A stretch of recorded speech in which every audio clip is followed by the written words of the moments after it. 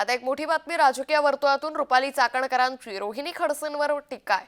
चाकणकरांवर टीका केल्याशिवाय बातमी होत नाही. खासदार सुप्रिया सुळेंना खुश करण्यासाठी रोहिणी खडसेंची विधानं आहेत. वडिलांचं नाव वापरून देखील निवडून येत नाही. त्याच मतदारसंघातून वडील भावजय निवडून जातात. रोहिणी खडसेंनी आत्मपरीक्षण करावं असं रुपाली चाकणकर म्हणाल्यात. त्यामुळे रुपाली चाकणकरांनी आता रोहिणी खडसेंवरती टीकास्त्र डागल्याचं पाहायला मिळतंय. वडिलांचं नाव वापरून देखील निवडून येत नसल्याचं यावेळी रुपाली चाकणकर यांनी म्हटलंय.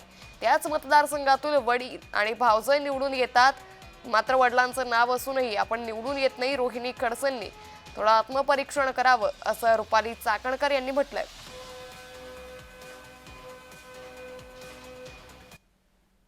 या लोकांवरती चर्चा करण्यापेक्षा आणि त्यांच्या प्रश्नांना उत्तरं देण्यापेक्षा आपण चांगल्या पद्धतीचं काम करतोय. विरोधातल्या महिला सुद्धा माझ्यावर फिदा आहेत. त्याच्यामुळे साडी आणि टिकलीच्या पुढे त्या जात नाहीयेत. मला कौतुक वाटतंय सगळ्या गोष्टी. त्यांचं नाव घेतल्याच्या पुढे त्यांचं देखील. आणि दुसरी गोष्ट, खडसेबाईंना खरं तर संघटना त्यांच्याकडे आता जी आहे ती मी बांधलेली आहे. त्यांच्या सगळ्या पदाधिकाऱ्यांना मी नियुक्तीपत्र दिलेली. ती संघटना त्यांना चालवता येत नाहीये.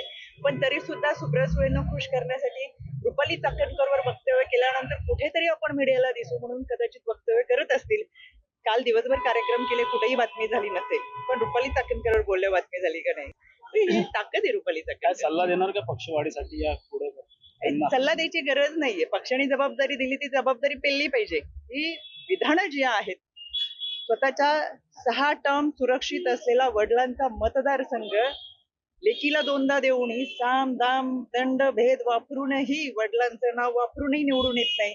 त्याच मतदारसंघातून भाऊजय निवडून जाते, वडील निवडून जातात, आपण जात नाही.